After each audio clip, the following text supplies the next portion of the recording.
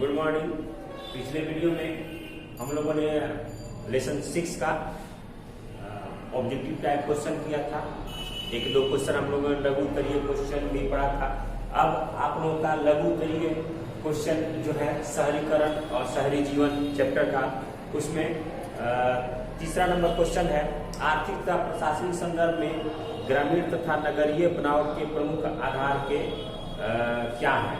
तो आर्थिक और प्रशासनिक संदर्भ में तो हम देखते हैं आर्थिक संदर्भ में मैंने पहले ही बताया कि गांव में जो आर्थिक स्थिति है, आर्थिक क्रियाएं हैं, वो आपको कृषि और पशुपालन है। जबकि शहरों में वो उद्योग धंधे या प्राइवेट और सारी नौकरियां, कंपनियां, इन सारे चीजों में आर्थिक दृष्टिकोण है, आर्थिक स्थिति है। जबकि प्रशासनिक दृष्टि में देखा जाए तो गांव में मुखिया, सरपंच, इनका निर्माण चुनाव होता है और वो लोग प्रशासनिक दृष्टि रखते हैं गांव में। जबकि शहरों में आपको प्रशासन जो सरकार का है, जो थाने हैं, जो और भी प्रशासनिक व्यवस्था है, उन सब चीजों का वो केंद्र होता है। वो लोग वहाँ की प्रशासनिक व्यवस्था देखते हैं। तो ये दो प्रमुख आधार है। उसके बाद चौथा नंबर पूछा है गांव के कृषिजन आर्थिक क्रियाकलापों की विशेषता को देखा है। कृषिजन आर्थिक क्रियाकलापों यानी गांव में कृषि के द्वारा ही लोग अपना जीविकोपार्जन करते हैं, कृषि के द्वारा ही अपना भरण पोषण करते हैं, कृषि के द्वारा ही अपना और पशुपालन के द्वारा ही जीवन का अपना निर्वाह करते हैं। चूंकि खेती सबसे अधिक गांव में होती है। शहरों में तो काफी भीड़ भाड़ वाला इलाका है, वो काफी सघन जनसंख्या वाला क्षेत्र है, वो आर्थिक, वो जो औद्योगिक क्षेत्र है, वो उसका केंद्र शहर है। लेकिन गांव में कृषि और पशुपालन ये दो मुख्य आधार हैं।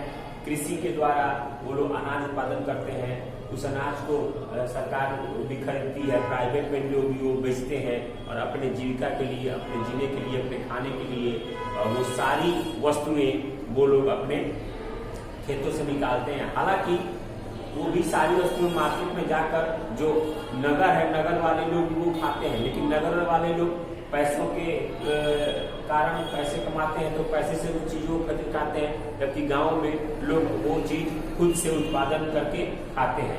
तो वो कृषि पर आधारित वो लोग रहते हैं। उसके बाद अगला है शहर किस प्रकार की क्रियाओं का केंद्र होता है।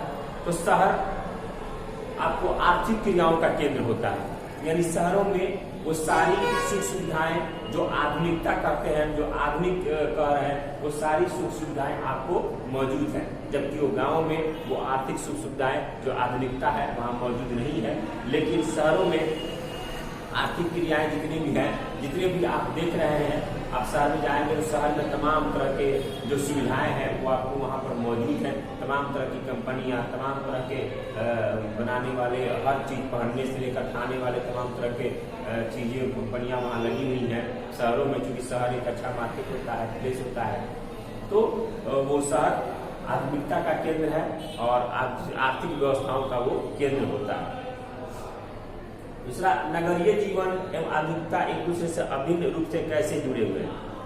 तो हम कह रहे हैं कि नगर में रहने वाले और शहर में रहने वाले अपने आप को आधुनिक मानते हैं। चूंकि आधुनिकता जो होती है, मॉडर्न, वो सबसे पहले शहरों में आती है। क्यों शहरों में आती है? शहरों में इसलिए आती है कि शहरों में उसको यूज करने के लिए, उसको उपयोग करने के लिए वो सारी सुविधाएं मौजूद हैं। और शहरों में पूंजी होती है, शहरों में लोगों के पास पैसे होते हैं, तो वो खरीदने के लिए भी उनके पास पूंजी उपलब्ध रहती है। इसलिए वो शहरों में जो भी आर्थिक सामान या आर्थिक चीजें होती हैं जो आधुनिकता के तौर पे आती हैं, वो सबसे पहले शहरों में आती हैं और शहर के लोग भी उसका उपयोग करते हैं। आप जितने भी इलेक्ट्रॉनिक चीज देख लें, कोई भी चीज आएगा तो शहरों में वो लोग चीज इस्तेमाल करते हैं। उसके बाद धीरे धीरे हमारे गाँव में जाता है, लेकिन सबसे पहले वो शहर में ही आता है। और शहर में हर वस्तुएं खरीदने के लिए उपलब्ध रहती हैं, जबकि गाँव में वो सारी चीजें वस्तुएं खरीदने के लिए उपलब्ध नहीं रहेंगी।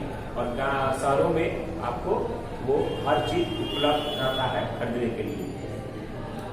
उसके बाद कह रहा है नगरों में विशेषाधिकार प्राप्त वर्ग अल्पसंख्यक ऐसी मान्यता क्यों बनी है।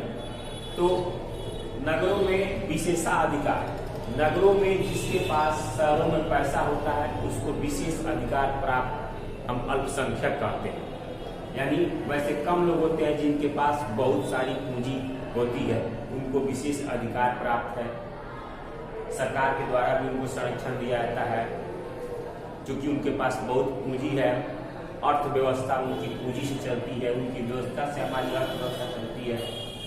तो ऐसे जैसे हमारे देख ले टाटा हो गया हमारे देश में, अंबानी हो गए, बिरला हो गए, तो ये लोग हमारे देश की अर्थव्यवस्था चलाते हैं। तो इनको एक विशेषाधिकार समाज में मिला हुआ है, इनके पास अधिक पूंजी है। तो ये है। उसके बाद नागरिक अधिकारों के प्रति एक नई चेतना किस प्रकार के आंदोलन या प्रयास से बने? तो नागरिक के अधिकारों की चेतना इसलिए बनी कि जब हमारा देश स्वतंत्र है, हमारे देश में संविधान एक है, तो हमारे देश के नागरिकों का अधिकार भी एक होना चाहिए। इसलिए इस संविधान से कोई अलग नहीं है। वो नगर हो, शहर हो या गांव हो, किसी भी कोई भी जगह हो, हमारे संविधान से कोई अलग नहीं है। तो अगर शहर की वस्तुएं सिर्फ शहरों के लिए नहीं, ग्रामीणों के लिए भी उपलब्ध होनी चाहिए। तो इस तरह के अधिकारों के लिए वो आंदोलन हुआ या प्रयास हुआ और तब जाके उस तरह के नागरिक के अधिकारों की बात होने लगी और उस तरह के अधिकार बने। तो ये आप लोगों का क्वेश्चन था, 2-3 क्वेश्चन 4 क्वेश्चन है। उसके बाद उत्तरी है जिसको मैं अगले वीडियो में बताऊंगा। इस वीडियो में इतना ही, उसके बाद मैं अगले चैप्टर को शुरू करूंगा। तो अगले वीडियो में हम लोग मिलेंगे। धन्यवाद।